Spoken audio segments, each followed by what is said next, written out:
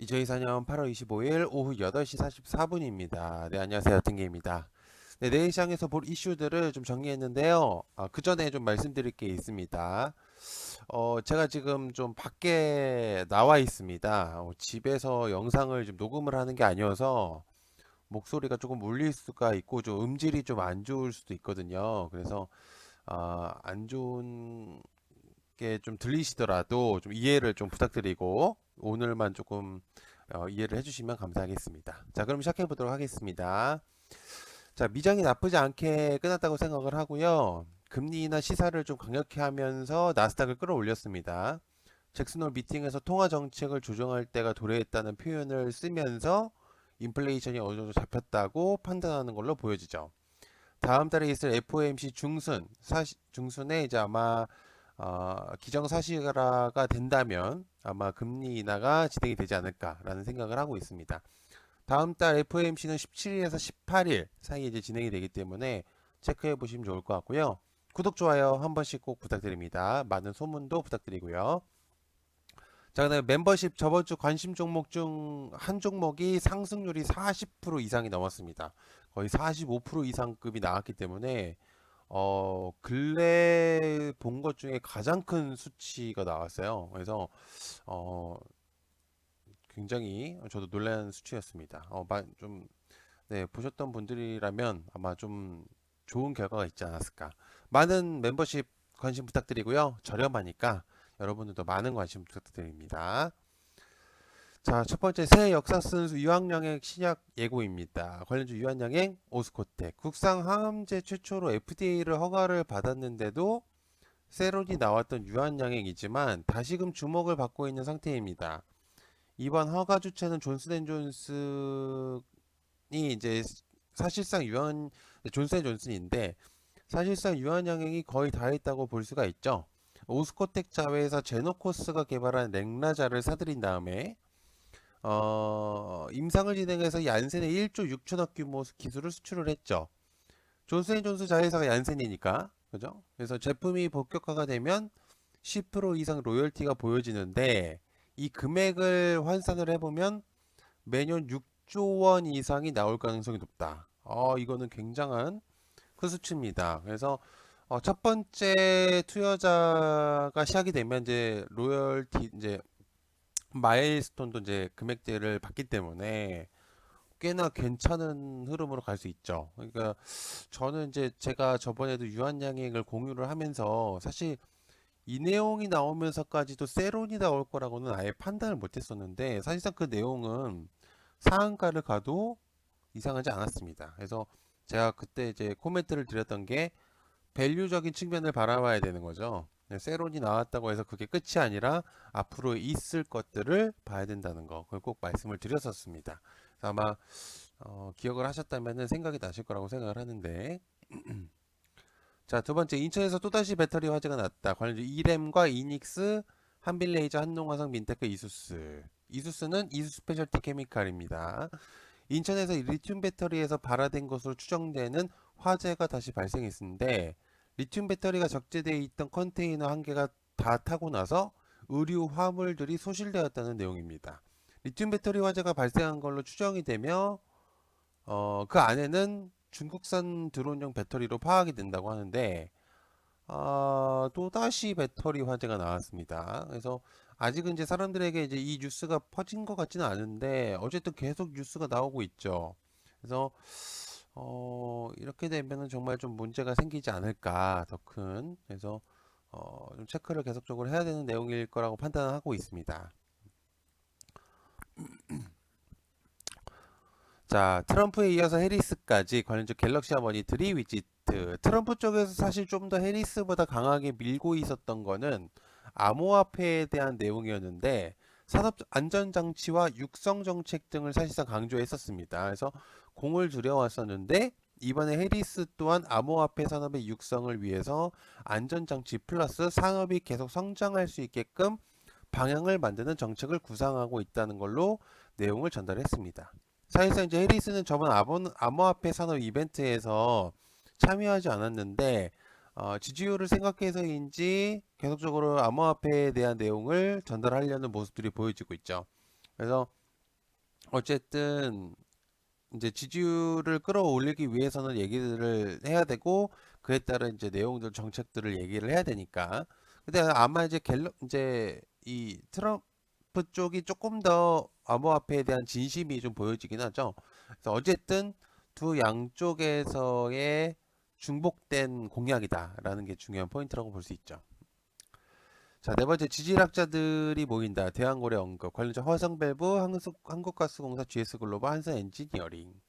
지질과학 올림픽이 31일까지 이제 부산 백스코에서 열리고 있는 상황입니다. 그래서 아마 중요한 포인트는 대왕고래에 대한 내용이 안 나올 수 없다는 의견인데 사실상 이게 이제 지질과학 올림픽에서 지질학자들이 모인 상태에서 대왕고래가 안 나온다는 거는 사실상 제가 생각해도 말이 안 되죠. 그래서 아마 29일쯤에 내용이 나오지 않을까 생각을 하고 있는데 6월 3일째 국정브리핑을 통해서 동해 심해석유 가스전 탐사 시추 계획을 승인을 했었었고요. 이에 따라서 새로운 섹터가 나왔는데 올해 이제 12월부터 실질적인 탐사가 이루어질 것으로 판단되죠. 그때 이제 저번에도 얘기를 했던 게 12월 말이나 내년 초쯤 이제 내용이 있었었기 때문에 어느 정도 일정 재료것들이 남아있다는 거에서 지속성 섹터라고 볼 수가 있습니다. 그래서 될 가능성이 있기 때문에 체크를 조금 해야 되는 그런 포인트라고 볼 수가 있겠죠. 그래서 관심을 계속적으로 봐줘야 된다고 생각합니다. 자, 다섯 번째, 현대차 하이퍼캐스팅 공장 관련주 3기 한주라이트 메탈 3부 모터스. 현대차가 다음 달부터 울산에 하이퍼캐스팅 공장을 건설한다는 이제 내용이 있습니다. 울산 북구청과 협업으로 인해서 사실상 통상 1년 정도가 걸리는 건축 인허가 과정을 2달 이내로 대폭 줄인 결과 하이퍼캐스팅은 대형 틀에 알루미늄을 넣은 뒤에 이제 강한 압력을 가해서 차체를 통째로 제조하는 첨단 공법입니다.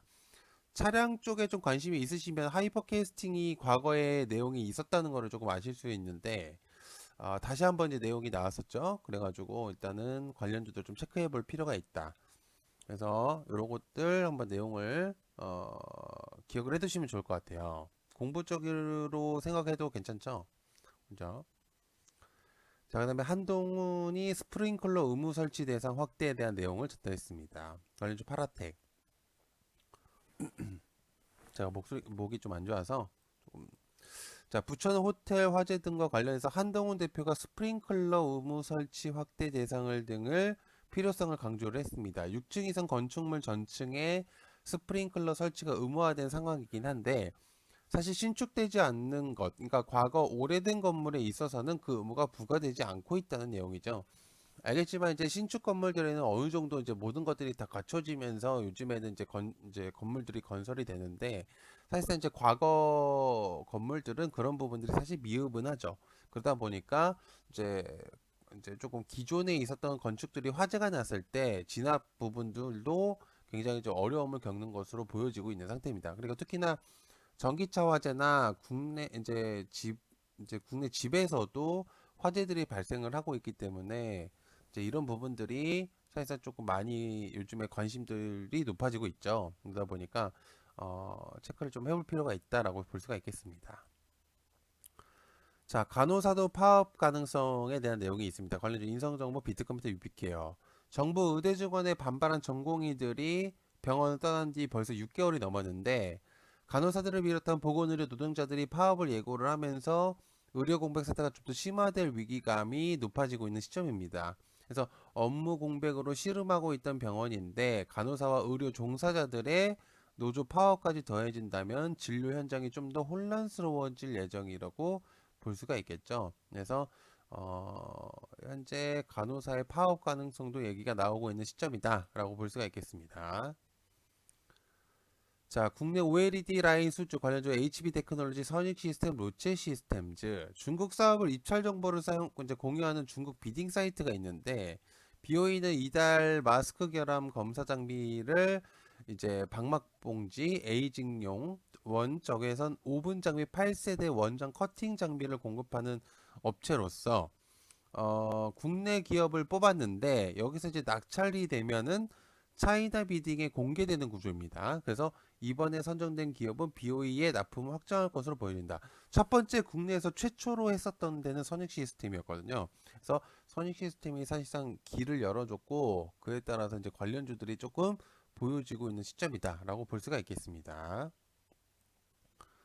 자, 아홉 번째, 엔비디아 블랙을 옐로 블루 시킨다. 관련주 K에서 GST, 한중엔 CS. 엔비디아가 출시를 앞둔 차세대 AI 블랙웰을 순행식으로 한다는 내용이 있습니다. 이걸 이제 사용을 하게 되면은 데이터 센터 시설 소모 전력을 최대 28%까지 절약할 수 있다는 내용인데, 온수로 열을 식히는 방식을 채택할 경우에는 이제 언급을 하면서 데이터 센터 운영 비용을 줄일 수가 있고요. 그리고 이제 서버 수명을 늘릴 수 있다는 이점이 있다고 합니다. 그래서 사실상 이 순행식은 지금도 사용하고 있는 기법이죠. 그래서 체크해 보면은 좋을 것 같다라고 볼 수가 있겠습니다.